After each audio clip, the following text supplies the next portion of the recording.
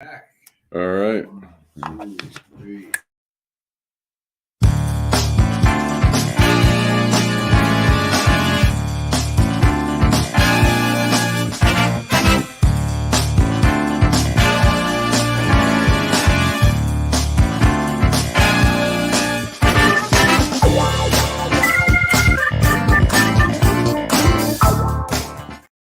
Welcome, Detroit in black and white. We're live from Apex Studio in Ferndale. Allan Lengel, co-founder of Deadline Detroit. Venessa Moss, fire starter. So, attorney, and political consultant. Good morning. Good morning. Here we are again. We are back. And we promised everybody that we were going to get better. I swear. Last week we had a little. It was kind of a cluster F, but that's okay. We got views. We the subject matters were great. We vibe like we usually do when beautiful surroundings. Well, I tell you what, and we got some play in the media and stuff, and oh yeah, we set some folks on fire, and you know what? Somebody tried to set you on fire. Yeah, you know.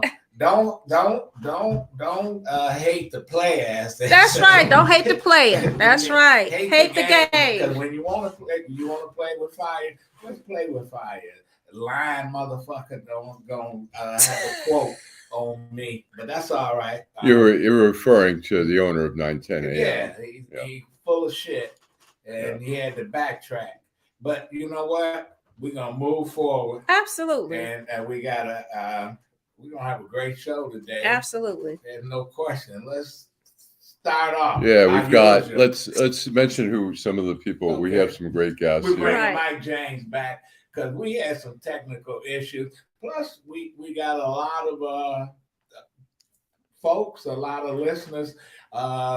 They want to know what's the real deal. They were very interested in the story. Who created techno music, right. etc. And he's writing a book, right? He's writing a book on Derrick May and everything from the whole techno business, which is fascinating, which I've learned more since he's written about it. But he's also raised allegations, sexual allegations, which have been, impacted Derrick May's career in a big way. Well, all I know is, it used to be free.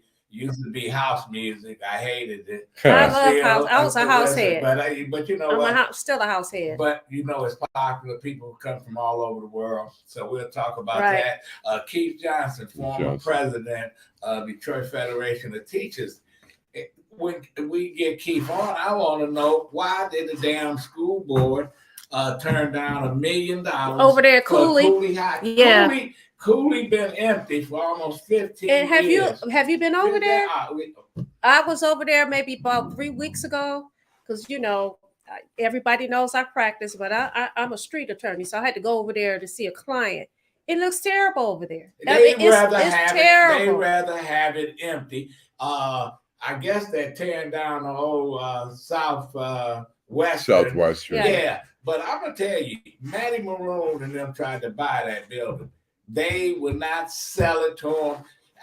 I'm like, they take it personal. It's like the marijuana ordinance. 10 years. Detroit's supposed to have been way out front in the game. They played, Tiger Stadium. How long did Tiger Stadium sit empty? So long. I was saying with Tiger Stadium, any other city would have been like, oh my God, what a great opportunity. They finally got it together and actually built some cool stuff on the Tiger Stadium site. Corktown, I think everybody thought when Tiger Stadium folded, that was the end of Corktown. It was just going to be a dead zone. It's just the beginning. And now you can't get enough housing. You cannot. You see all the housing in there because I live close by. And with Ford moving into the train station, it's going to be insane. But you know that. People wanted the Ambassador Bridge owners to tear down the train station. People used it for movies and everything. Wrote about it. Oh, it's the Greek ruins.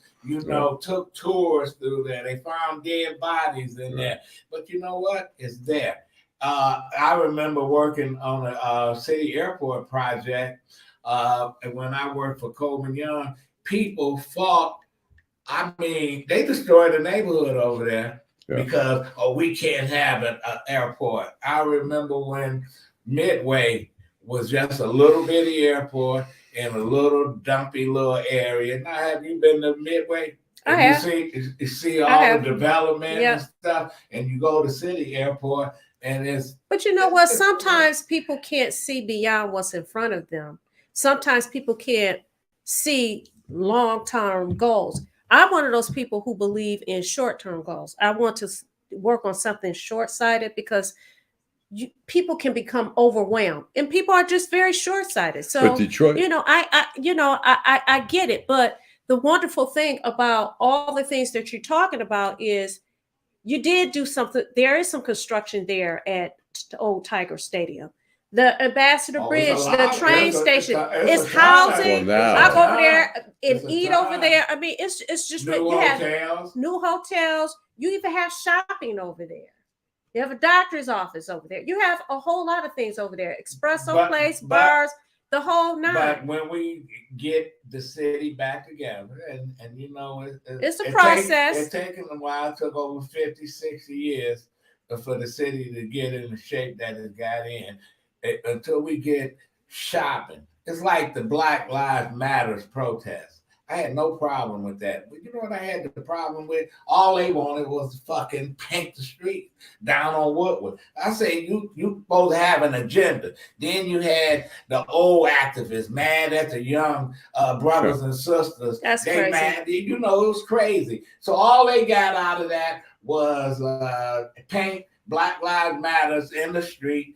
No, they didn't hold Kroger to the fire and say, man, why y'all not in Detroit? They didn't hold none of these companies that Detroiters help keep alive.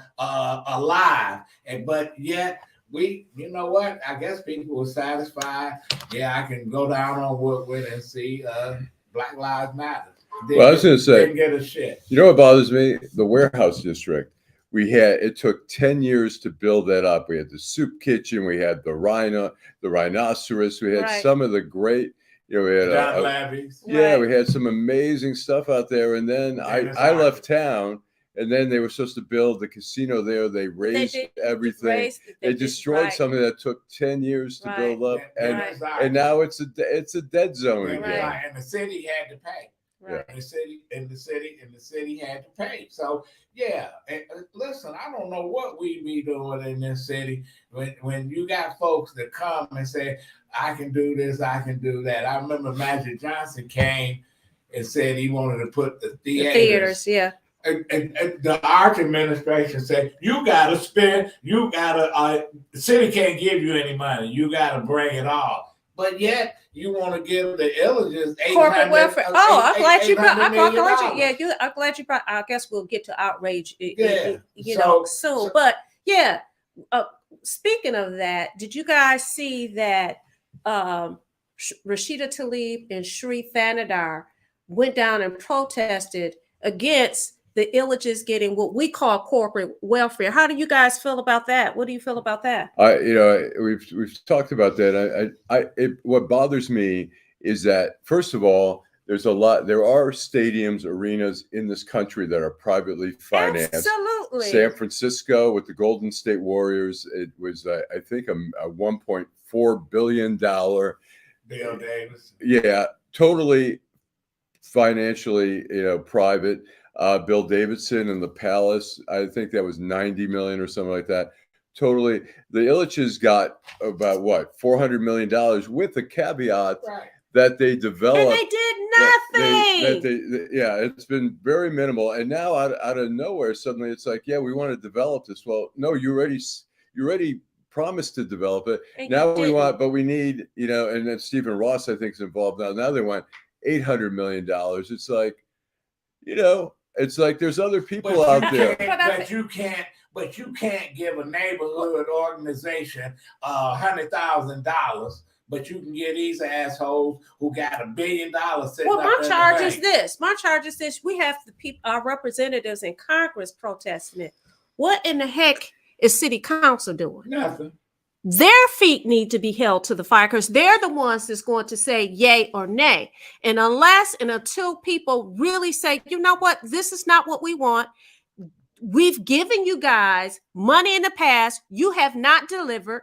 We're not going to keep giving you a pass. We're not going to keep doing that. But we have, and then it's the same people who charge people for parking or doing all this crazy stuff. We have selective enforcement. Here you got a preacher that got a church 20 years in prime property, who promised that they was going to redevelop that whole area by the state fair, who promised we're going to bring housing, we're going to build a couple schools, who promised that this church is going to be the catalyst for redevelopment on 7 Mile between McNichols and 8 Mile Road. Right. You have any sit-down restaurants over there? No. You have any retail that's over there? Well, Karen Winston was mentioning, saying, we fund it, we own it. It's the thing is, my understanding is what we gave the land for free for the new arena, for the Little Caesars Arena. We have, as far as I know, the city has no deal where, at least at Joe Louis, even though, Joe Louis, we're supposed to get TV revenue. The Ilitch is owed, and the Free Press reported on this a while ago, the Ilitch is owed about $80 million in TV revenue that was due to the city. They had lawyers figure out all these go through the contract and twist it and turn it. And at the end, they paid maybe $5 million during the bankruptcy. They weren't bankrupt. The city was bankrupt. They paid pennies on the dollar for it. It's just... Getting back to perfecting church, I remember months ago when we talked about this, and you even did a story in Deadline Detroit. The city wasn't doing anything about perfecting church. As a matter of fact, I remember lady called in and said, your arm's too short to box with God. I mean, all this craziness, and right? That's the church on Woodward and 7 Mile. This is the church we're talking about. We talked about how when you had the golf tournaments coming in, they had to put something up so you couldn't see the blight. I talked to people in the neighborhood. They were pissed off that the church is there. They haven't done anything, right? Then all of a sudden we hear they're giving them tickets. They're giving them blight tickets. Negative. Now there's a lawsuit. Yeah, somebody won. The three amigos start talking about it, and now there's a lawsuit. Why is there a lawsuit? Because somebody wants the property. And somebody laid a plan out and say, you know what? It's been sitting there. I got a game plan, and I want the city to be in partnership. So so Duggan and them they moving on it because they know that it's never gonna get finished. And I was in Barcelona at that church. They make money off of that church. They continue to build on it, and you can go worship in it. The only people that's in that church, the only thing that's in the church, probably some rats and roaches, and you don't know what's in there. It's been empty for all this time. That whole area over there. They brought out people had homes over there. It was really a thriving neighborhood because you had the Chaldean. They ran them out. Chaldean town got run out. They had all the businesses. I'm just looking at you had the in Palmer Park. Which is a beautiful park. Big gate population.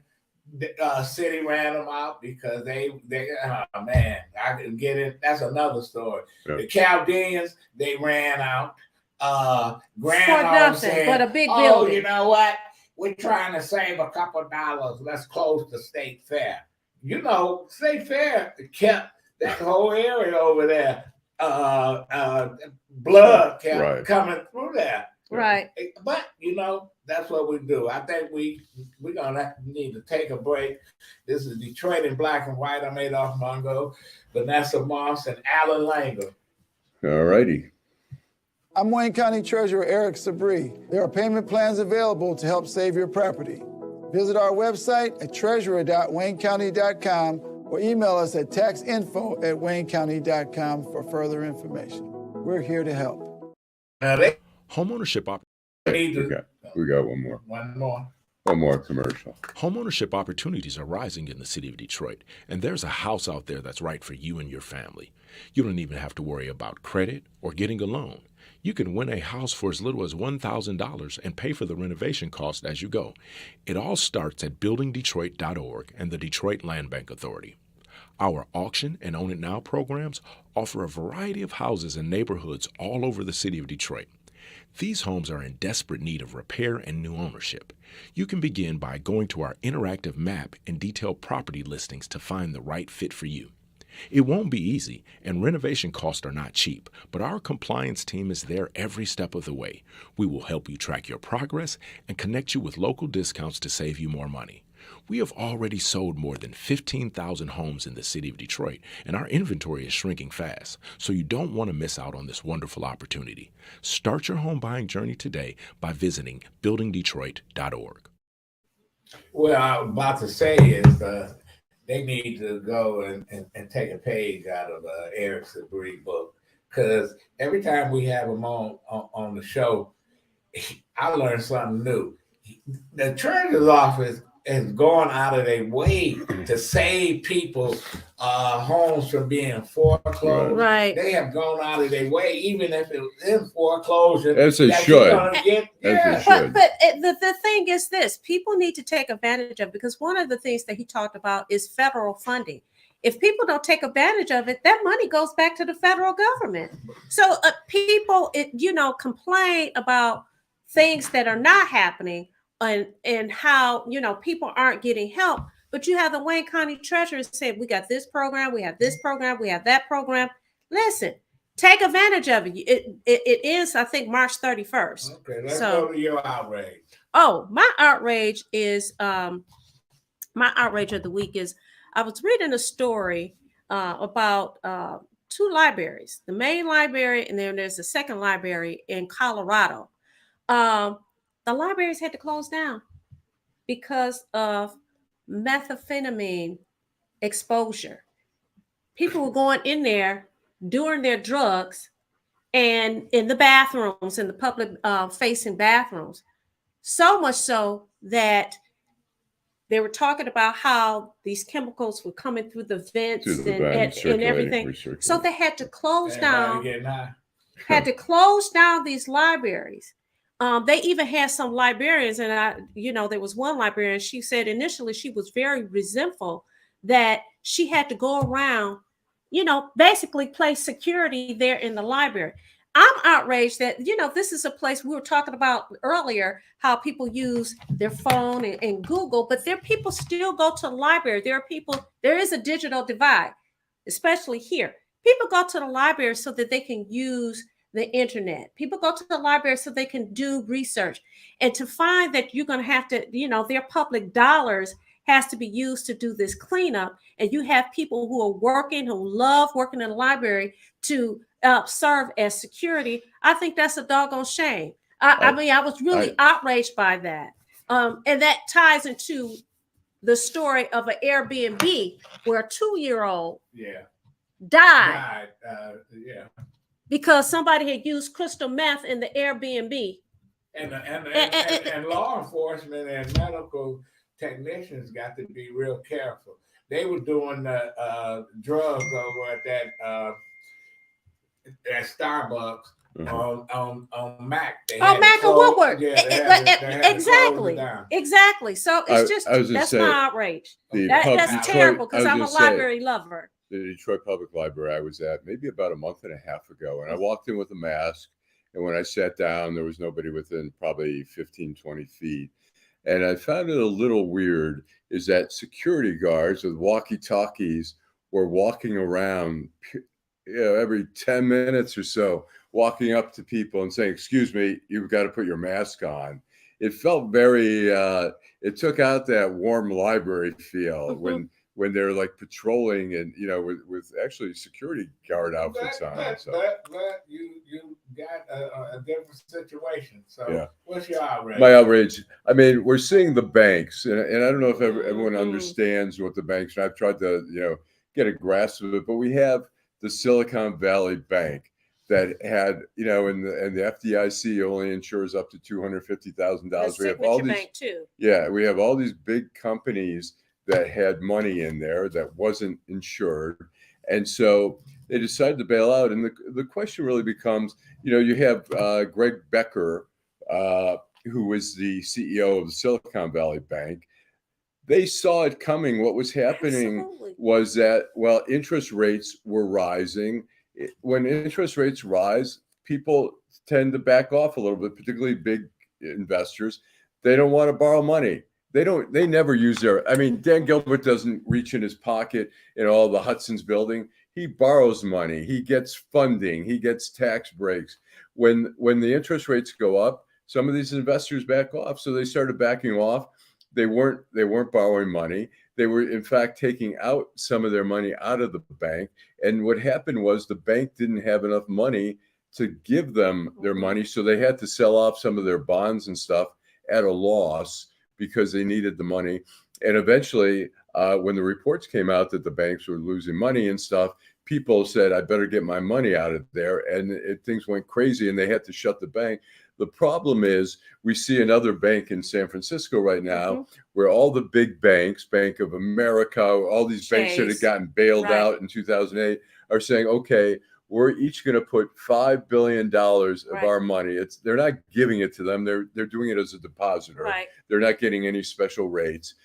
This bank, Silicon Valley, so I'm sorry, as somebody who's done a business, and not necessarily I'm no great business mind, but you see it coming. You see months and months ahead of time. You see where things are going. You anticipate. You have a CEO of a bank you expect is going to be smart. This guy, 2 weeks before the bank went under, he sold 12,500 shares for $3.5 million, put it in his pocket. When the bank shut, him and his wife got on a plane, first class, went to their townhouse in Maui. Why didn't they go to jail?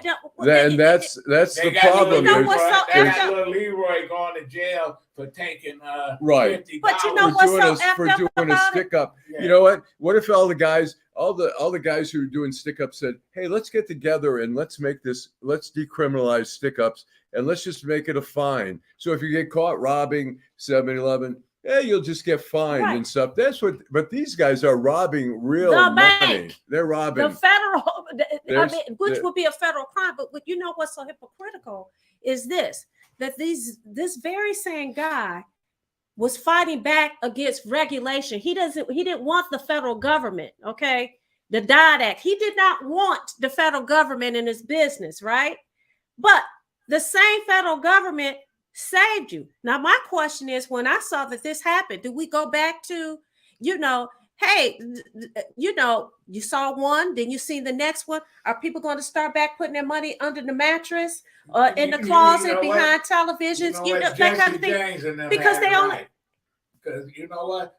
Listen, Jesse James was a murdering piece of shit, but they did have it right when they said the banks was causing all the problems.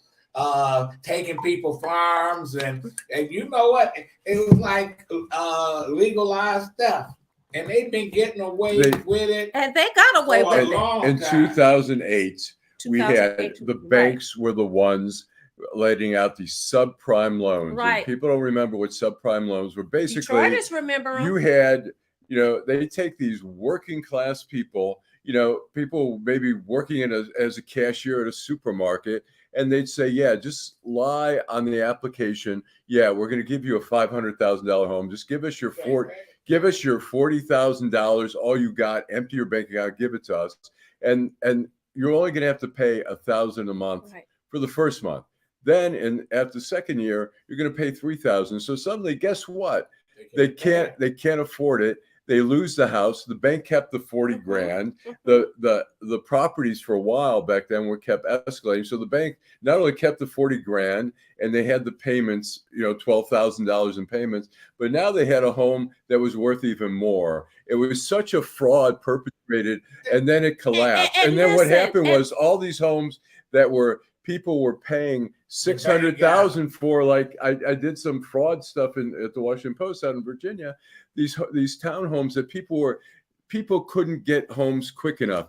So before they were even built, people were like, here's my money. Here, I'm paying $600,000. By the time the market crashed, the homes were worth $400,000, $300,000. But that's how a lot of Detroiters lost their homes. That's how a lot of Detroiters lost their homes. Living a high life because we let him. He's still alive? Yeah, I think he's still alive. Wow. Savings and loans. All them stole all the money, put it in their pocket, and now how many people went to jail? Remember Ken Lay? Yeah, sure. He died and he still beat the government because they didn't take his money. They had to drop all the charges. These guys get away with all kind of shit. That's why I didn't cry when Bernie Madoff, he beat him. He took all these greedy ass people money. And you know, with Bernie Madoff, if you show it, it's happening with the banking industry. Right.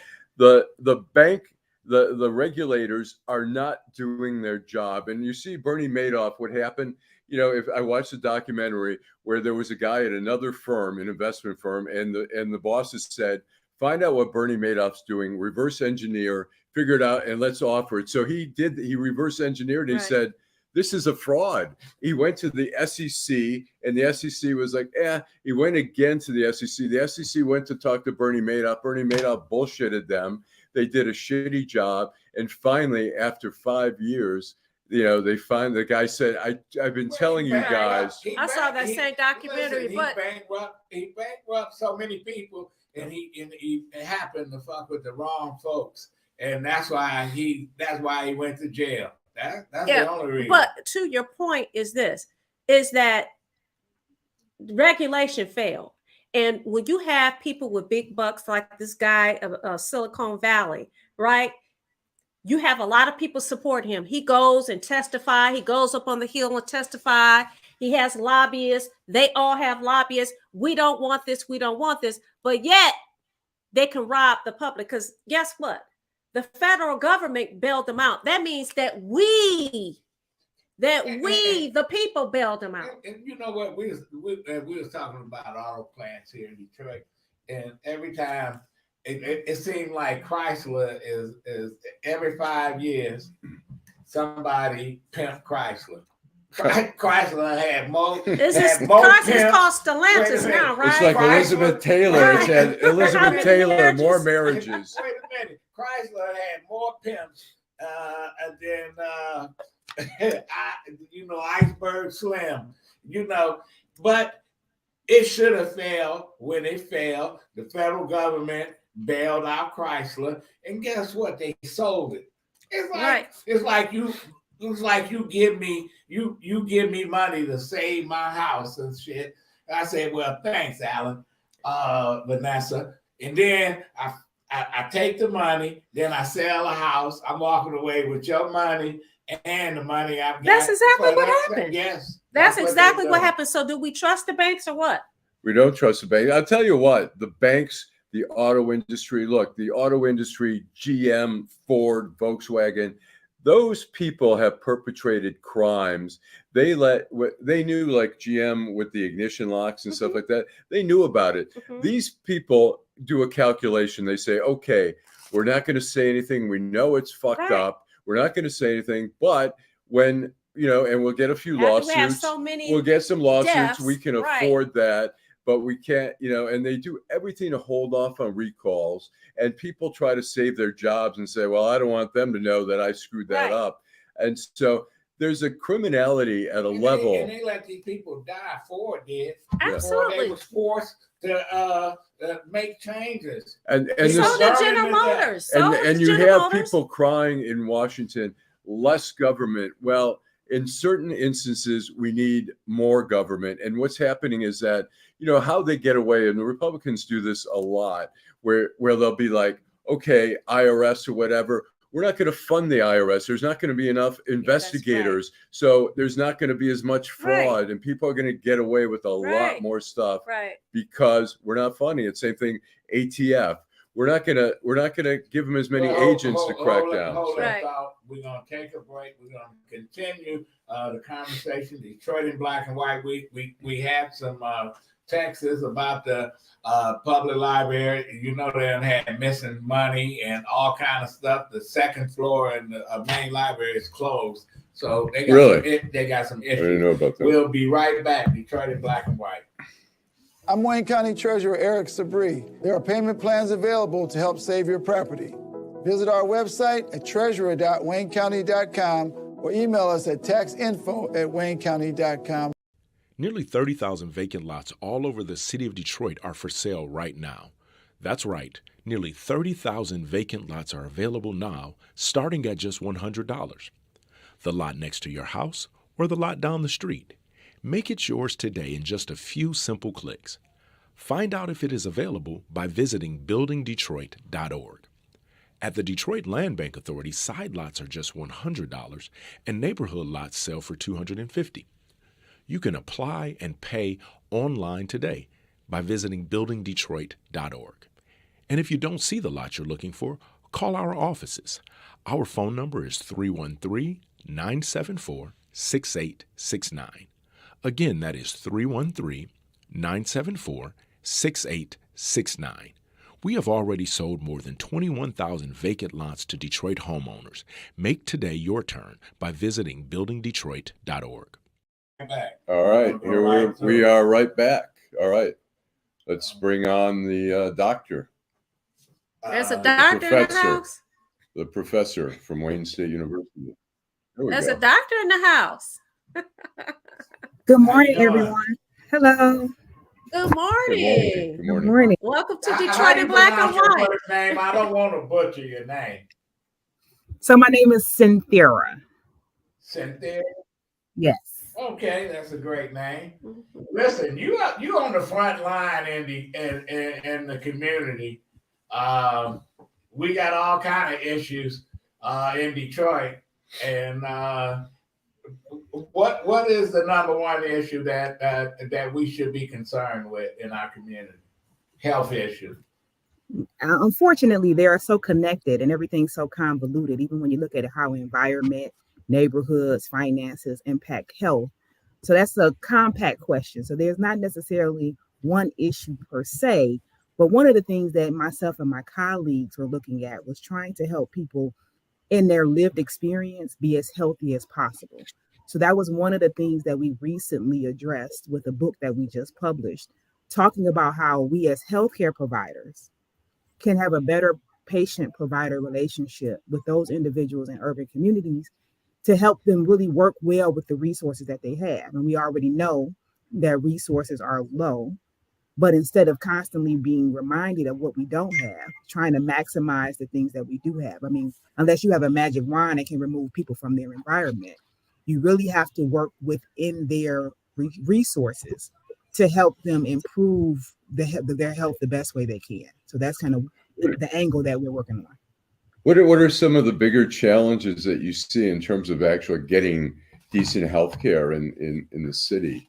One of the things I think, and that this is one of the things that I would say, and this is because of the things you can control, right? Because the things that you can't control, if you can't take your patient out of a certain neighborhood, if you can't increase your patient's income to eat a certain kind of way, then, that just adds insult to injury when you ask them to do something they can't due to means beyond their control.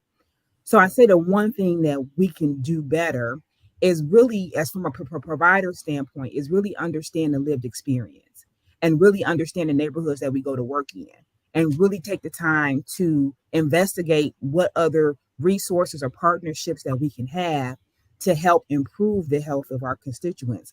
I think that one of the things as a healthcare provider, we get trained on these guidelines and these evidence-based practices, right? The things that the American Heart Association or the American Diabetic Association teaches us of what to say to patients when we want them to change their behavior, like eat healthy or exercise, take certain medications. But the fundamental issues is that not everybody can afford to do those things. Not everybody can afford to eat healthy. Not everybody can afford to. Shouldn't this be part of the schools? Shouldn't we teaching math, we teaching English? don't we need to start teaching about health? Nutrition. They used to have a health class when I was coming up. I guess I'm showing my age. But what are they teaching it in the schools? Why don't they put clinics in some of these schools?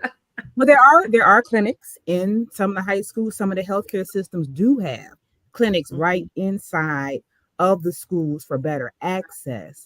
But I think your question is very, again, convoluted as they look at budget cuts, the things that kind of get cut first, unfortunately, your home ec, health education. The health education teacher is also the math teacher, also the English teacher. So again, you don't really have that kind of focused approach. However, again, talking about the things that we don't have, what we do have are individuals in the community that are trying to use community approaches to address some of the disparities that we are not able to address maybe in the schools, like doing community health fairs, for example. I'll give you one great example. On March 25th, we have a community health fair where we're bringing mental health providers and physical health providers together. So now you have mental health providers of color. We have about 40 independent clinics that are coming to provide services or provide their resources. And we have free health screenings. So now you take it to the community when you can't control what's going on in these individual school systems, and you try to address the issue from a community standpoint. And like I said, with this particular initiative that I'm just talking about, we're bringing everybody to the community. We're bringing family, youth, everybody together so that we can start to talk about health promotion, talk about health education, and more importantly, bring out the issue of mental health and expose individuals to providers that look like them that work in their community. There ain't no question. So you fighting diabetes among our young folks, and yet you can right down the street from the middle school or the elementary school, you got McDonald's and Burger King who's selling hamburgers for $2 for $1 or whatever, and this is what the kids eat every single day. Or they go into a party store or the gas station. Yes, yeah. and they eating all this sugar. It's like, man, which is addictive. Sugar is addictive, and it's and it's cheaper. So as a healthcare provider, when I work, and I'm from the city of Detroit, born and raised, I went to Renaissance, I went to Michigan State, went to Wayne State for my doctorate. Like, I am committed to the city of Detroit. I have lived experience in the city of Detroit. I have family members that we are all still in and around the city of Detroit. So when you talk about those type of disparities, I have lived experience. So when my patients come to my office, I can have a real conversation with them about, okay, I understand that I just diagnosed you with diabetes. Now let's look at what you've been eating. I already kind of know your financial situation. I understand the things that you can and cannot afford. I understand a $5 hot and ready is cheaper than a $12 salad. And even though the salad is healthier, again, we are on fixed incomes. How are you going to be able to even afford to eat, quote unquote, healthy when there's food deserts, when your grocery store is the Dollar Tree? So again, when we talk about lived experience, we're talking about, okay, I can't, increase your income. I can't bring a grocery store closer to you. So how can we improve what we're doing with the resources that we have? Let's talk about portion control. Let's talk about reading labels. Let's try to empower them to work within their resources. I was going to ask you about reading labels, because I'm a big reader of labels of sodium, carbs, calories, all that kind of stuff. Are people becoming more aware of that, or do you really feel like that's something you really need to push more? When you think about how important is that? Yeah, when you think about what you can give a patient in terms of tools that they can feasibly use to improve their health and the health of their families, reading labels is one tool that I give my patients. Because when I talk about how high blood pressure runs rampant in certain communities and certain races, and I try to explain to them the importance of improving their diet to improve their health outcomes, reading labels is something I can tell them. You're supposed to have 1,000 milligrams of sodium. So when you turn that label over, and that's in anything that you eat, and you start to just do the simple math. Every time you eat something, you're looking at the label and you're realizing, okay, 4 slices of bacon is almost 2,000 milligrams of sodium. Maybe I don't need 4 slices of bacon every day. Maybe I can do 1 slice or just cut back. Or so that knowledge of being able to read labels empowers them to be able to do something. Don't we give out too much medicine? And that's why people just, doctors are quick to write a prescription, say, well, you're not going to keep a diet. But so I'm gonna give you some medicine to control all this. It's like one vicious cycle, and people still continue to do the things, popping a pill, but they still don't change their habits. So that goes back to that patient-provider relationship. I think that if you don't empower people to do what they can do, to be able to improve their health on their own terms, then you do have that conversation. Medication is not always the enemy.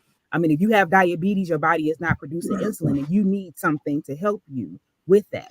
Now, granted, if you make some lifestyle changes, we can improve that, but there has to be a bridge. So right now, if I'm looking at you and your blood sugar is 600, which is fatal in most cases, then I'm gonna tell you what you need to do in terms of medication to kind of help control that. But I'm also going to teach you how to change your diet, exercise, so that maybe eventually we can get you off that medication if necessary. But the mindset of, okay, well, I'm not going to just take this medication, you're just causing more damage to yourself.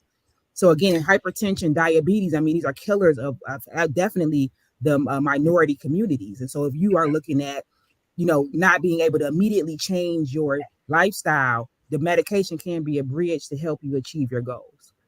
Along with reading labels, I think that education is the key. And I'm going to give you an example. Marketing is something else. I'm usually a plant-based eater, right? Mm-hmm. And when you're telling people to read labels, somebody says, okay, I'm going to change the way that I eat. They go to the store and they buy something that's plant-based.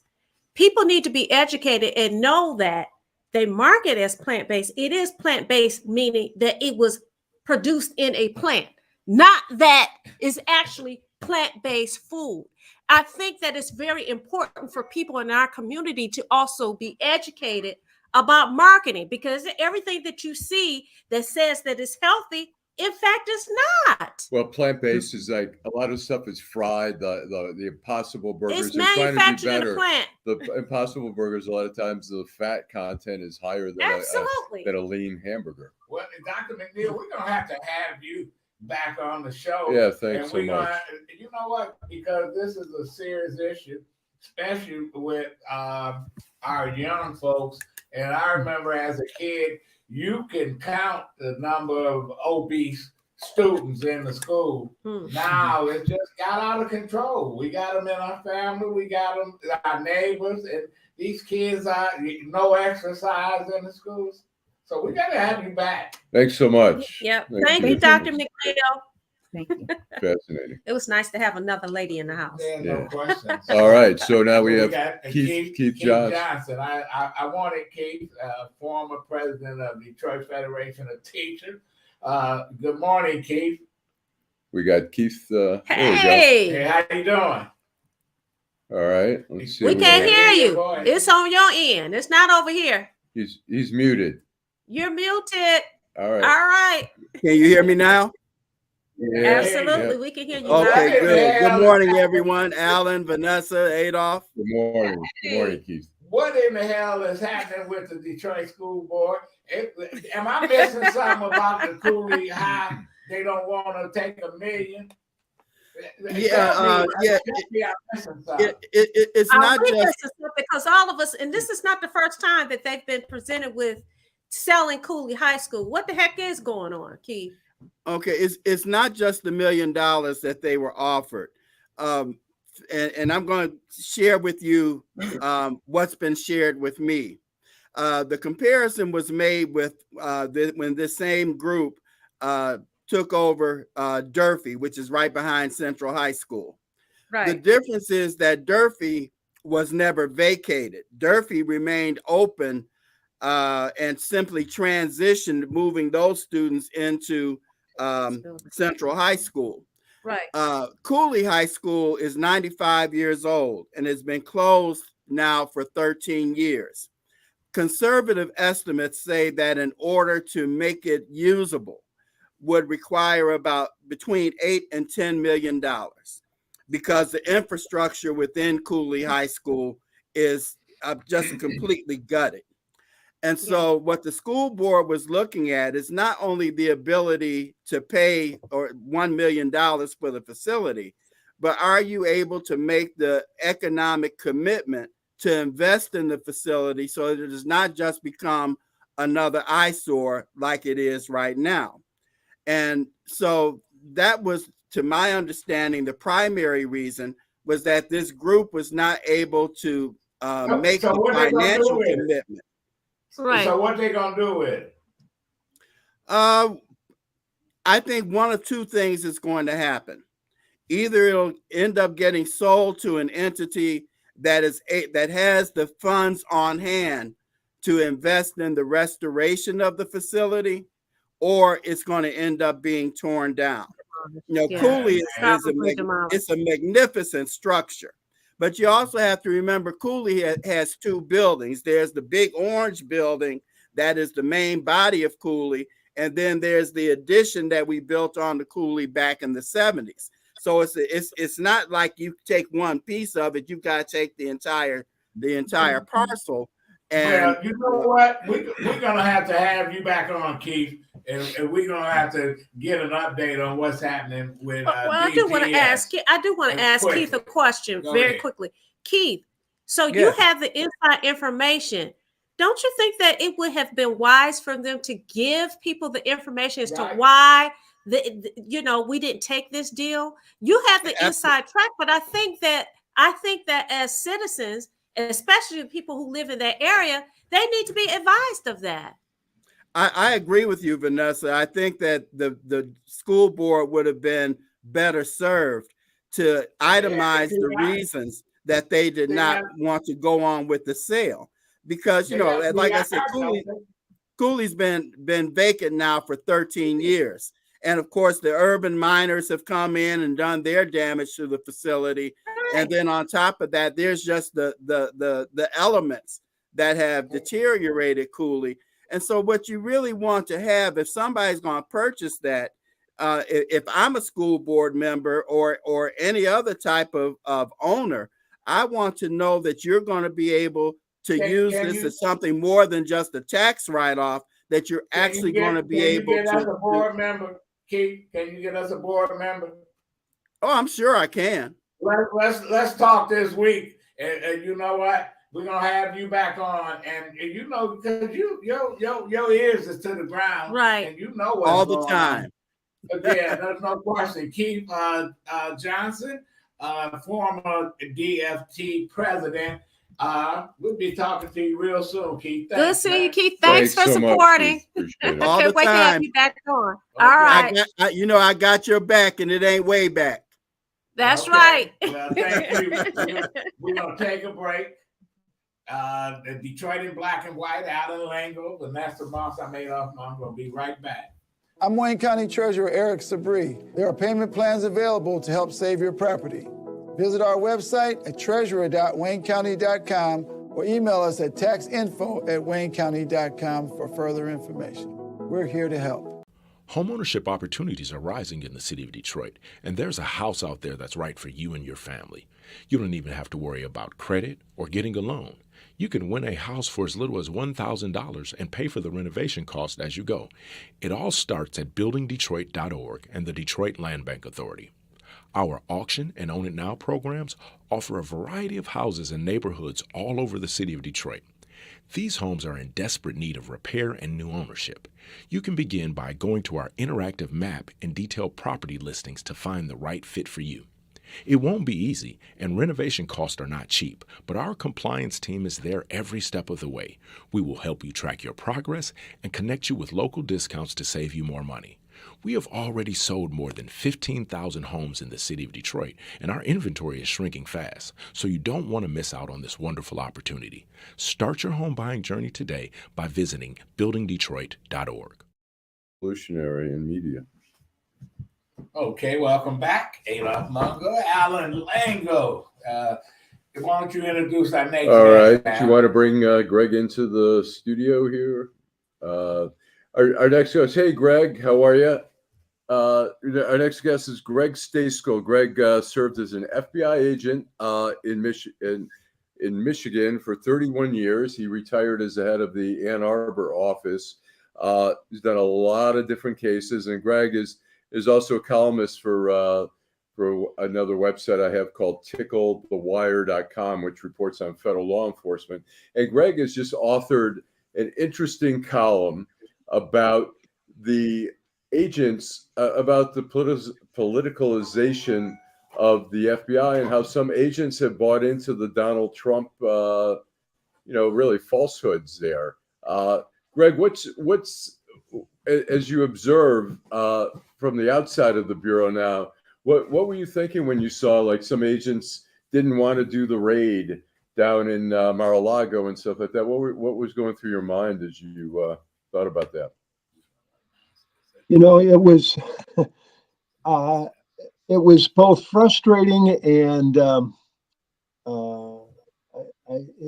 almost surreal. In my entire career in the Bureau, and it was 31 plus years, I knew guys that I disagreed with politically. I grew up a Republican from Nebraska, a moderate Republican, but a Republican. So, and I think the Bureau, at least then, leaned sort of conservative and Republican. I think Right. that has changed over time, although I don't think it's changed dramatically. But in all the times that we worked, public corruption cases and all kinds of things, we understood that whether it be a Democrat, a Republican, or, whatever, that you followed the facts. And if there was public corruption or anything else, that, that's the way it went. But in the last few years, and it was after I had retired from the Bureau, I saw, even amongst the guys that I had worked with, some of the retired agents, this sort of almost a cult following, this cult of personality with Trump and Megaism and spouting this stuff as though, just these conspiracy theories and everything regarding the election. And it wasn't, there was no factual basis for it, which was what we were taught. All right, it's fine to make an allegation, but you better have factual basis to back it up, and you have to prove it in court. And that's what we dealt with. We followed the facts. We didn't, go down these rabbit holes. But at any rate, so it's very frustrating to see, and I think it's a small minority, but these agents who, now that we have this weaponization subcommittee who's bringing former agents and in to testify, that they're testifying to things that they have no direct knowledge of, number one, and number two, they're also espousing these conspiracy theories that have no factual basis. And So you try to Greg, talk let me to these people. Yeah, go ahead. I'm Let me sorry. say this. When I read your article, what I got out of it, and this is how I interpret it, is that these agents who took an oath decided to abdicate their oath to racism, misogynism. I mean, they just didn't give a doggone about protecting the country. And it is offensive to my soul. I found that these are the same people who wearing a badge and saying that they working for these United States, that they're racist. That they don't believe, that they do not believe in the political system. They don't believe in the voting system. They don't believe at all. But they were able to hide under the color of their FBI badge. That's a problem. But you know what's amazing? I'm a Marine Corps veteran, and I met a whole lot of people with a whole lot of different views. But as I look back at history and the some of the people that championed civil rights was born in the Deep South, Truman, Lyndon Johnson, there was people, Eisenhower, he sent federal troops to Arkansas. He was raised in Texas. And they forgot about how they was raised, but they took an oath Right. to protect the Absolutely. citizens of this country. But They've I advocated saw at a forget it. restaurant 6 months ago, downtown Detroit, 3 FBI agents. They were on lunch. Man, I had to leave. I had to get up and leave. Why? Because they start The talking conversation. about Trump. 2 of them ganged up on one, and I call them Trumpites, and they were talking about conspiracies and all that. They had a couple drinks, so they letting their hair down. So I'm saying, what happened to that oath? Absolutely. How can you, as a military veteran, storm the Capitol? Carry a Confederate flag, or even more so, support those people who did it. Don't think that they should be charged. Don't think that they should have to do any time. How can you? How? Well, how do you explain that? And that's my dilemma. It's very frustrating for me to see this, and I don't think it's a conscious. I really believe that somehow these people are able to convince themselves that what they're doing is not counter to the Constitution. Now, clearly it is, in my estimation, but it is very frustrating to see this. And I'm with you. I can't help come to the conclusion that some of these people, because they so readily believe these conspiracy theories, that they might well have racist, xenophobic, homophobic tendencies. But again, I have, and this has been somewhat reinforced recently, I think that this is a small minority that lets this stuff go beyond just having a talk in the bar and stuff, where it actually affects how they perform their duties as FBI agents. And I'm hopeful of that. Yeah. And I've received, since I've done this column, I've received several communications from guys that I knew in the Bureau and some that I didn't, that were very supportive of what I wrote. So that gives me some optimism, some positive feeling about what's going on. Right. Well, yeah, we appreciate it. It was a great column. If anybody wants to read it, you can read it on ticklethewire.com or Deadline Detroit, which is still up. You can read it there. So, Greg, we're going to have you back to talk more about it. It's really a fascinating subject, and the FBI is always sort of in the middle of the fray these days. So, thanks a lot. Hope everything's good up there. And, I listen to old radio programs. I was a communist for the FBI. Greg, when you come back, I'm going to ask you Greg, when you come back, I'm going to ask you, how do we root these people? How do you root these people out of the FBI? So we'll take. Well, it's interesting that the people that are testifying in front of the this weaponization subcommittee are former FBI agents, and most of them didn't retire. So that tells you something. So, okay. Well, thanks again. Thanks for writing that column. We appreciate it, Greg. So. You're welcome. Thanks. Good talking to you folks. Yeah, thanks. Have a good weekend. All right, thanks. Before we take a break, I want to announce, Dr. McNeill wanted us to announce that on March 25th at the Wayne County Community College Northwest campus from 11 a.m. to 3 p.m., they're going to have a health fair. Free health screening, blood pressure, cholesterol, diabetes, HIV, access to 40 sponsors and vendors, including 30 local mental health providers. Eric Hipple used to play football for the Lions. Oh, right. Had depression issues. Yeah, depression issues. He's going to be there. Free food, giveaway, music, raffles, etc. Seems like. When is this again? This is March 25th at the Northwest campus. That's next weekend. Yes. That's next weekend. That should be a great turnout. Greg was great.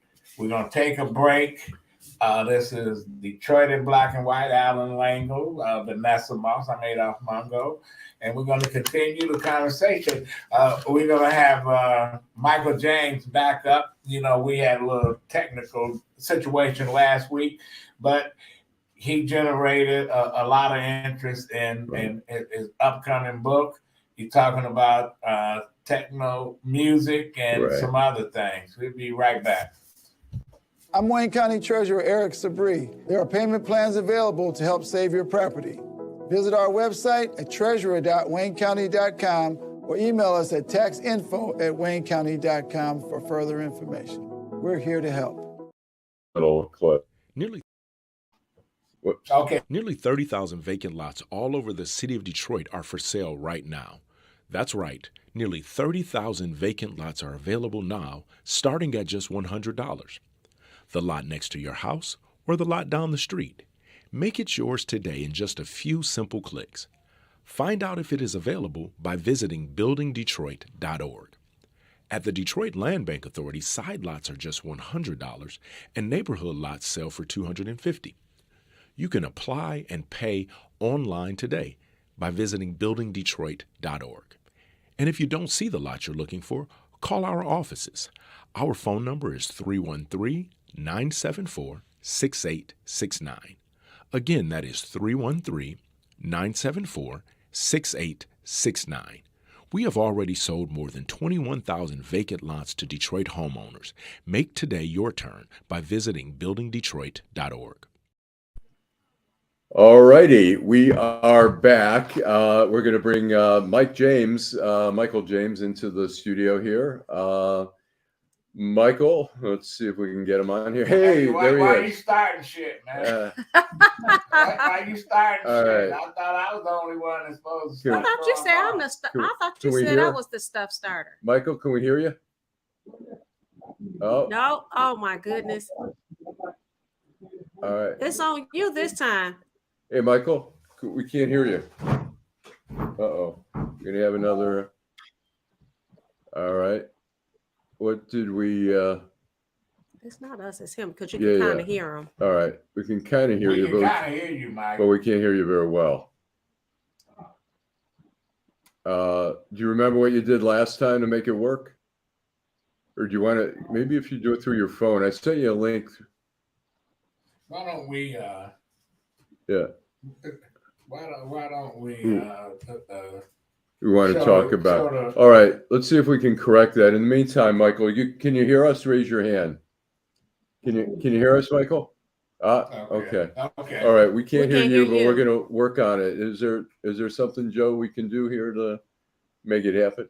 I'm messaging him in a private chat. Okay, cool. So can we? All right. So let's go. Well, first we'll talk. Michael is. We'll start out. Michael, I'll first introduce Michael. Michael's a good buddy of mine. He is a former reporter at the Detroit News, is where I first met Michael, and then he moved on to work at the New York Daily News. He eventually was the head writer for the Stephen A. Smith on ESPN. And Michael has been working on a book on Derrick May, who Derrick May, for those who don't know, is a big figure in techno music here in Detroit. He was, and Mike. Let me know. Okay, gotcha. Okay. And so Michael has some clarifications over, as the story goes, that Derrick May was part of the Belleville 3. He was born in Belleville, Michigan. He has gotten credit for techno music in Detroit and really kind of making it blow up. He wrote one of the songs that he did was the Strings of Life, which Michael co-authored, if that's the right term for it. And so Michael's been working on a book. We talked about it last week somewhat on the allegations, sexual assault allegations that Michael has been putting out there on social media. But he's also, I think part of what we want to talk about is also the alleged fraud involving all the Belleville 3 credit card scam to build their first studios, the taking of credit cards from collaborators, how they convinced the world they invented techno, and that Derrick faked his performance at the DSO at the Aretha Franklin amphitheater that Michael has alleged here. So what we're going to do before we let you weigh in on, and we want to sort of at least start with the focus on the fraud, since we did the sexual allegations last week. We're going to, just to give you an idea for the audience, we're going to play a little clip. This is a 5-year-old clip just to get a sense of Derrick May. So Joe, if you want to cue that up. Give people all you got. And this business is all about, you must be prepared to take a ton of criticism. The moment you go public, you are public. I am yours. You are not mine. I am subject to what you think of me, regardless of how I feel about you. It is the business. And once you step out there, once you give your music out, once you attempt to become a DJ or a producer, your shit is out there and you have to accept whatever comes. So now, one more thing, and then we're going to let Michael weigh in. Venessa wants to read. Derrick has given us a statement. Yes. She wants to make a little statement, so you can also respond to that as well. So after the show last week, we thought it would be fair, because we just heard you. I reached out to Derrick May and invited him to come on the show. Because of some issues, he's not able to come on the show at this time, but he does plan to come on in the future. He did issue a very lengthy statement. So I'm putting this on here because I want him to know that I did do that. But it's very lengthy. So what I'm going to do is I'm going to paraphrase what he said. While he's not here today, he says that he not only denies any and all allegations concerning any criminal activity and any civil liability, and he indicates that these allegations are without merit. He further, given that the serious, heinous, and baseless nature of these claims and this campaign that has been launched by Mr. James, a former business associate, in the era of cancel culture and social media, he would not avail himself to coming on the show today. However, he says that he will be able to come on the show at a future time. So we just want our viewers to know that we did reach out to him. He did respond back very quickly, and we have had actually several conversations. So we just want people to know that we're not taking your side. We're not taking his side. We just want to make sure that, we're very fair. Okay. So Michael, I guess first thing I don't know if you want to respond to that, but it's kind of a pretty blanket statement there. You were talking about the alleged fraud involving the Belleville 3 with their credit card scam. Explain what you were referring to. The thing is, it's very interesting when I hear people talk about things that I allege. It's true that I've been the messenger and I put a lot of this stuff out there, but the fact of the matter is, you can go what are attributed to me as allegations. You can find them in history. You can go and watch the movie High Tech Soul from like 20 years ago, where they admit engaging in a credit card fraud scheme. This right here, this is common knowledge. This isn't just some guy out here throwing stuff up against the wall to see what will stick. This is all, it's history. It's out there for anybody who wants to find it. We all have the same internet. We all have access to the same information. The question is whether or not you want to do the work, as I have, to find these things. The credit card fraud. The credit card. Yeah. The credit card fraud scheme was a scheme back in the day. People like Adolph will remember back in the day when you used to use your credit card. They used to have these like little carbon pieces of paper that they would go into the machine, and you would swipe it. You'd swipe it, and it would leave an imprint of your information on it, even if you signed your name. That's how we made copies back in the day. This is back in the days of horse and buggies. And what would happen is Derrick, Kevin, Juan, all these guys, they had friends who worked at malls and gas stations and stores, and what they would do is they would have their friends gather up these little pieces of paper, the little carbons that were thrown out. After you got your receipt, there was no need for the carbon, but the carbon had all your information on it. So they would have these things gathered up, and they used the people's credit card information, and it's in Detroit customers. They used it to build studios, hundreds and hundreds of thousands of dollars worth of studios in the city of Detroit. Now, when I met Derrick May, on the very day I met him, he offered me an opportunity to build my own studio. And it's not that at the time that I was such an honest guy. It was just, I was like, if anybody would ever get caught doing this, it will be me. And I'm like, so no, I couldn't do it. So not long after, I happened to be at Derrick's house the day Kevin Saunderson got arrested.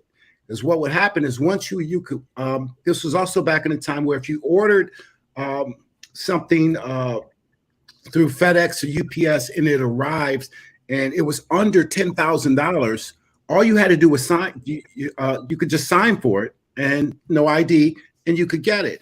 And what happened was, I guess, in this particular delivery, it was over. Multiple people had ordered an address.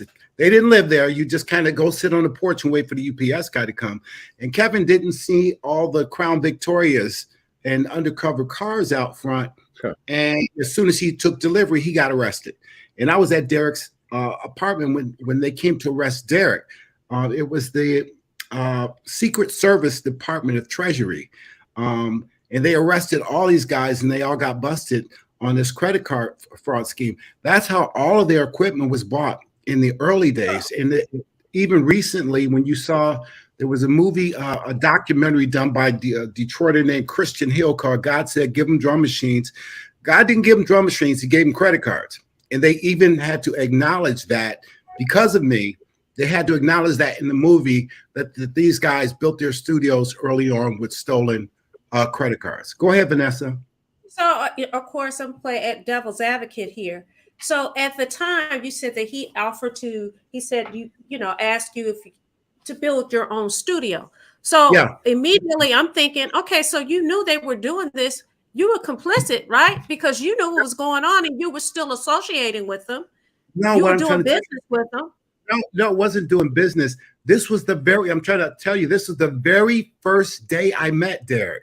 This was a day when you could walk, we're talking Detroit, in a day when you can walk down the street, see a brother, say, hey man, what's up? What's up? How you doing? Where you live? You live here? And you get into a conversation just like that. That's how it happened on Prentice and Second and what was the Cass Corridor. The very first day, when he asked me what I did, I told him I worked at Kinko's at the time. And I believe I had a little job as a stringer at the Detroit News. So I told him what I did. He told me what he did. And I said, man, I always wanted to make music. And he said, I've got my own studio. And I said, oh man, I would love to be able to build a studio. And then he told me how. That's the very first day. And he told me about him, right? I'm sorry? You wrote a song with him. You knew he was doing this credit card scam. I'm trying to get you to slow down. I'm telling you, in the very first day, this is when the first few hours of meeting Derrick, he explained to me that I could get this. We had no interaction at that point up until this was our very first interaction. You get it? I got it the first time. But I'm saying, no, you didn't get it because you said you seem to misunderstand. I got it. We weren't doing business. We met. We just met on the street. But you did business after you met, right? There was no business. It was never business, Venessa. What happened was he invited me to his apartment. I went to his apartment. I saw all this equipment, and the only thing I knew how to operate was play on the keyboard. So he gave me a piano song, and then he got a what do you call it? He got a beep because we didn't have cell phones back then. So he got a beep and he went out to take a phone call. And while he was there, I started playing a song that I wrote in college. He came back. He's like, what is that? I said, it's a song I wrote called Lightning Strikes Twice. And he asked, could he sequence it, which means record it. So he recorded it. Then he asked, did I have any other parts? And I said, sure. And I played these other parts. That was it. I don't think it must have been sometime after that is when I happened to be at his house because he became my friend. And he sometime after that is when he got arrested. And then probably almost a year later, he showed up with a 12-inch record with my name on it. So it was never a question of we did business because he never gave me the option of doing business. He just made a record and then he showed up and showed it. We're going to take a break. We're going to come back. We're going to continue the conversation with Michael James. I have a quick, was that the Strings of Life that you're talking about, the song? Yeah, he just, Okay, we'll come back right after these. Thank you for explaining. No, that's what I'm Wayne here. County Treasurer Eric Sabri. There are payment plans available to help save your property. Visit our website at treasurer.waynecounty.com or email us at taxinfo@waynecounty.com for further information. We're here to help. He knows he's going to get the heat. He knows that. Homeownership opportunities are rising in the city of Detroit, and there's a house out there that's right for you and your family. You don't even have to worry about credit or getting a loan. You can win a house for as little as $1,000 and pay for the renovation cost as you go. It all starts at buildingdetroit.org and the Detroit Land Bank Authority. Our auction and Own It Now programs offer a variety of houses and neighborhoods all over the city of Detroit. These homes are in desperate need of repair and new ownership. You can begin by going to our interactive map and detailed property listings to find the right fit for you. It won't be easy, and renovation costs are not cheap, but our compliance team is there every step of the way. We will help you track your progress and connect you with local discounts to save you more money. We have already sold more than 15,000 homes in the city of Detroit, and our inventory is shrinking fast, so you don't want to miss out on this wonderful opportunity. Start your home buying journey today by visiting buildingdetroit.org. Watching and listening. All right. So, Michael, okay, welcome back. We're going to talk about the string. Al, during the break, I think I heard Vanessa. Did you say I knew I was going to get the heat? Yeah. Well, we've got what Joe. Somebody got to do it. We got to make it spicy. We got to make it. I am from Detroit. Bring your heat. Get your hot sauce out. Come on, do your thing. Joe's got a couple. Joe is engineering. He's the owner of the studio. He's engineering the show here. He's got. He said there's a couple people saying Mike's a liar. So I said, well, Michael can respond. There we go. Eddie. Al, you know what's beautiful about this? Eddie Folks. Oh, I know Eddie Folks. We went to St. Teresa's together. Well, but Vanessa, hey, Eddie Folks says, trust me, Eddie Folks is the guy in High Tech Soul who actually told how the scam worked. He helped create the scam. It's on video. He told the whole world. Right, I went to we went to St. Teresa's so together. Tell us, so Eddie, this is the problem. Let me finish. This is the problem with people from Detroit. People from Detroit like to make a whole lot of accusations. The fact of the matter is, again, we have the same internet. Everyone has the same internet. We have access to the same information. Detroit is so small and incestuous, and they're so accustomed to being able to shut people down with a few powerful personalities and lies. Like Derrick May can get in your ear and he can sweet talk you. But the fact of the matter is, I will meet Derrick May or Eddie Folks or any of these people who call me a liar in the public square of any city in America, and we can go at it. We can debate. Because I can show you every single thing that I've ever said about anybody. See, this isn't just Michael James with his sexual assault allegations. There are nearly 24 women who spoke to DJ Mag, who spoke to Resident Advisor. I have over 60 stories of Derrick's sexual misbehavior. If you go back and you look at his interviews from the past, he talks about using women essentially as chattel, doing whatever he wants to do. His reputation is known around the world. His reputation is known all over Detroit, the way he treated women. Everybody knows this, but people are afraid. All I know, Michael, I'm not a techno music person. All I know is I've been in Detroit a long time. And when it used to be free, people come from everywhere. And somebody said, they stole that from the brother. And I said, what happened to him? And I heard his name. And well, the city took control of it. And you're talking about the festival during the weekend, Memorial Day weekend. Nobody ever said, what happened. All I know, he created the sound. That's the street. Nothing was stolen. If you're talking about the festival itself, what happened with the festival itself? That man, you had a whole bunch of dirty dealings back in the day, and so one of the persons that you were a political consultant for was Kwame Kilpatrick. Kwame, actually, Derrick was in bed with him. When they put together too.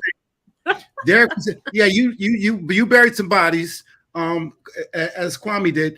Derrick basically put this thing together with him, but Derrick didn't know how to run a festival. So the festival was being run into the ground, is what happened. They didn't keep them in the ground. They didn't know how to run a festival, is what happened. And ultimately, that festival got sold to Hoover from Paxahau. And nothing was taken from these guys, man. They just didn't know how to run anything. And I mean, listen, you can't run a festival, collecting money in garbage bags, which is one of the things Derrick did back then. Let me ask you this: when your book coming out, Mike? Right. As I told you, I'm working on it right now. I'm working on several books simultaneously.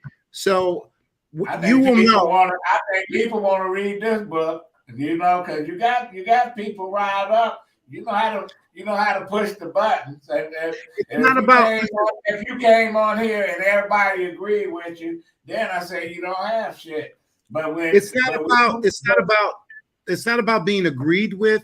The fact of the matter is, people should know, and there are reasons why. People got their opinions. And they adamant about how they feel about Derrick May. They either love him or they don't like him. Right. That's and the same with you. They either love you or they don't like you. There's another allegation that you talk about, Michael, about the DSO performance. Explain that, if you can. Derrick has played with, performed, unquote, with worldwide orchestras, the London Symphonia, the Macedonia Symphonic Orchestra, the DSO. I mean, among the many lies Derrick has told over the years, he told people that when he was a child, because his mother had a hookup at the Detroit Symphony Orchestra, he said that he recorded live these strings that he used in Strings of Life. He eventually, before the performance at Cheyne Park, it's at the Aretha Franklin Amphitheater, he admitted to Brian McCullough, the music critic for the Detroit Free Press, that he had lied for 2 decades about having recorded these strings that he knew someday he would use at this on this record, Strings of Life. Ultimately, what happened was Derrick was shown several different times to. Basically, he would be pantomiming with these symphony orchestras, these worldwide orchestras. A lot of these orchestras, their audiences were dying, and what they wanted to do is they wanted to do a mashup of like orchestral music with techno. And so what they would do is they would offer Derrick an opportunity to come in and do play techno music with their orchestras. But when he arrived, after they had transcribed the music, what the directors, the orchestra directors discovered was Derrick May couldn't actually play.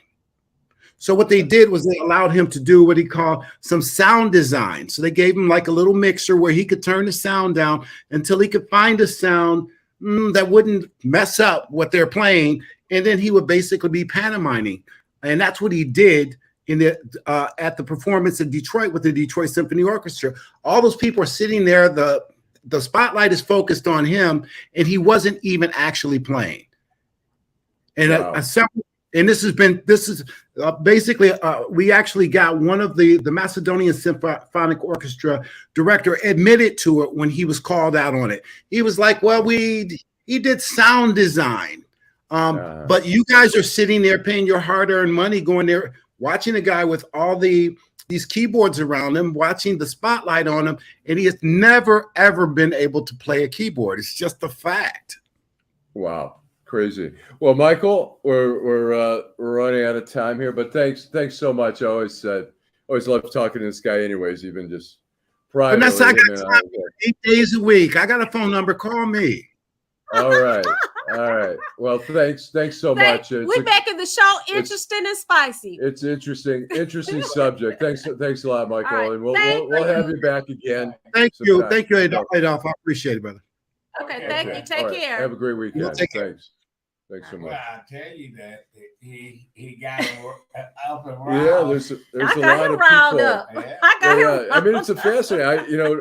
It's a fascinating subject. I mean, techno is so big, as you know. Your brother's bar, when they have the techno festival, there's people from Ireland, there's people from all over the world. Wow. Here. Who come. Yeah. Wow, I don't even participate. Music. Yeah, That's not. Did you see the line? I don't care. I mean, the line is outrageous to get into the techno festival. Listen, Trump got a line of people lining up too. Right. That don't mean not anymore. Yes, he do. I don't believe that. He's the Jim Jones of the political. Oh, yeah. Lord, well, they say today they're saying that he's going to get arrested on Tuesday in New York. Yeah, that's what they say. And the law enforcement is. It's a misdemeanor. Well, I don't know if it's going to be a misdemeanor. I think it's going to be a misdemeanor. Yeah, and I mean, what's the likelihood of him, if he's convicted, likelihood of him doing any time? Well, 0. Michael Cohen did got 3 years as a felony. That's a felony. It's a difference. But being part of that whole thing, I'm not sure it's going to end up. There's other charges that can make keep hope alive. We're gonna get there. I don't know. He may. I mean, well, there are other folks. Clearly, his people that's in his camp are watching the show. But so maybe so. There's people that say. Hopefully, he said he's not declining. He just could not come on today. Okay. So we'll see. Yeah. Well, there's other people. The other fellow that he mentioned wants to come on. I think Eddie.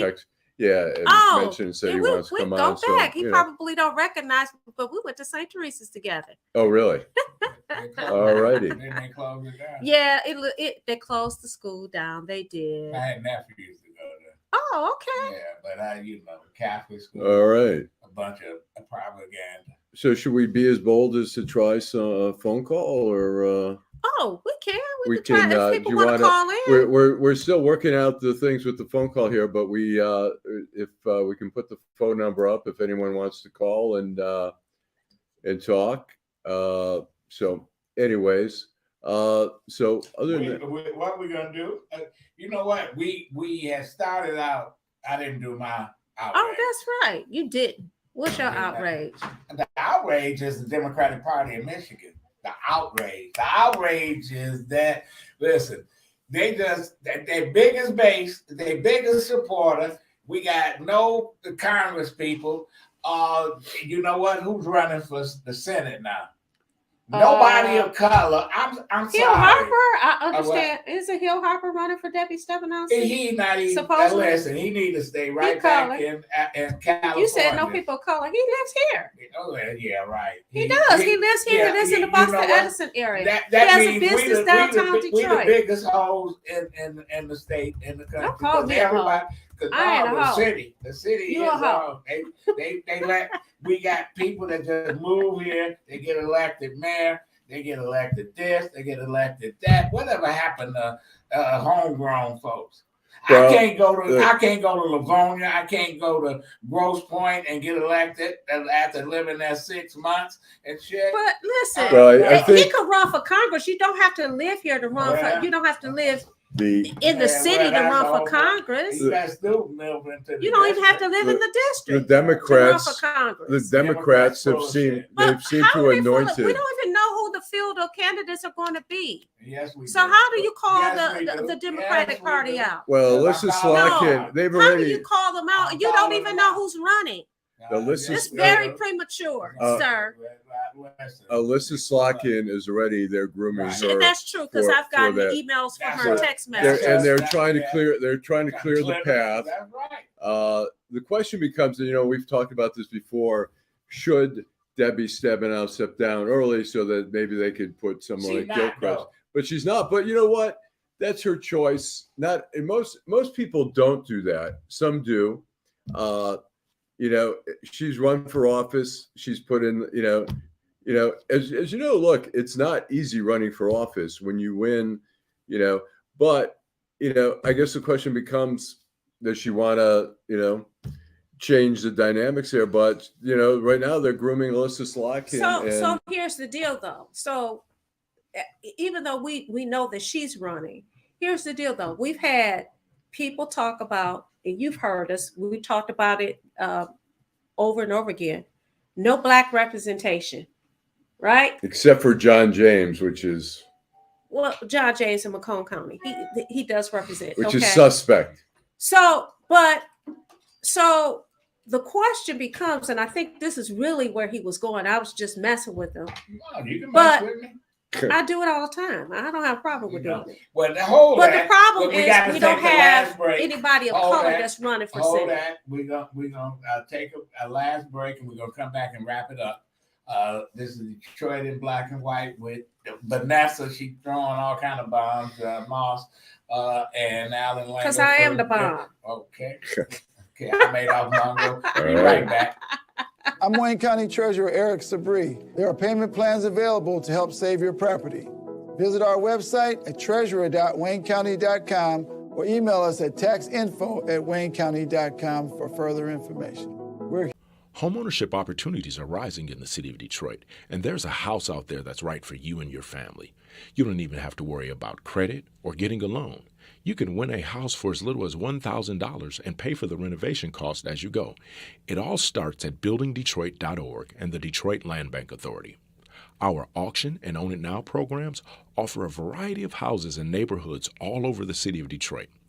These homes are in desperate need of repair and new ownership. You can begin by going to our interactive map and detailed property listings to find the right fit for you.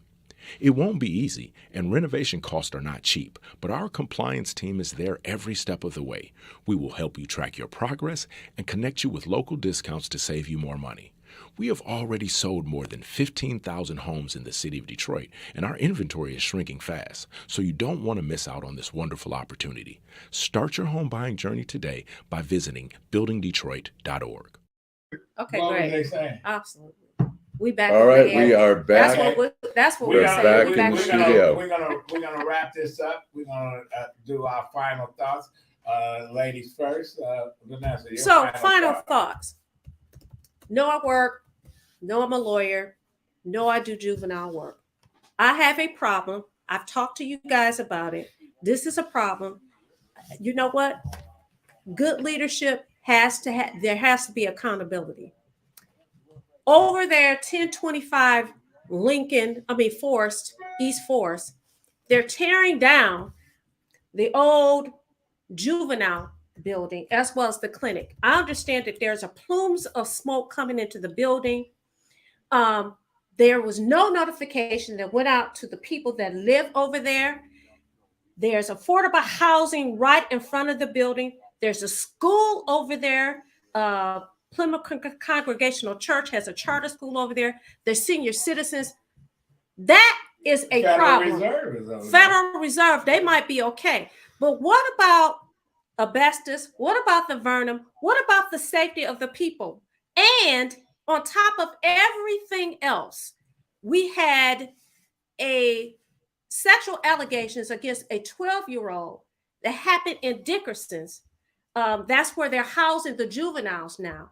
And you have Warren Evans, I'm bringing him up again, who is blaming Governor Whitmer because they don't have enough placement to place these children. Well, here's a problem. Why are children in Dickerson, which is an adult jail? Right. This is a problem. So my final thought is, hey, we need some answers. Okay. The community needs some answers. Why are you tearing down a building? What quality of life are people going to be able to live? Are you setting yourself up for a lawsuit? Asbestos flying everywhere, dust flying everywhere, venom. That should have been my outrage, but we want some answers. Okay. Allan. I'm gonna my little gripe is maybe on a little lighter side, but the Detroit Pistons. I mean, we've gotten to a point. I used to be a huge Piston fan. I mean, and back in the day with the Bad Boys was amazing, and even with Larry Brown, they did amazing stuff. Chauncey Billups and all. We had all these great players. They have the worst record in the whole NBA out of, I guess, maybe 30 teams. They have the worst record. They've only won 16 games this year. And to give you an idea of how nobody gives a shit, normally when this happens year after year, people start saying, we want the coach fired. We want a new owner. Nobody, I mean, Dwayne Casey seems like a great guy, but you know what? He's been there, I think, maybe 7 years or so. He's been there for a while. They've gone backwards. They have a horrible team. Tom Gore's the owner. I mean, Bill Davidson, when you went to a Piston game at the Palace, Bill Davidson was there at courtside every game. Tom Gore's maybe on a Friday night. He flies in from California or something, but he's an absentee owner there. Don't nobody care, Alan. And that's the thing.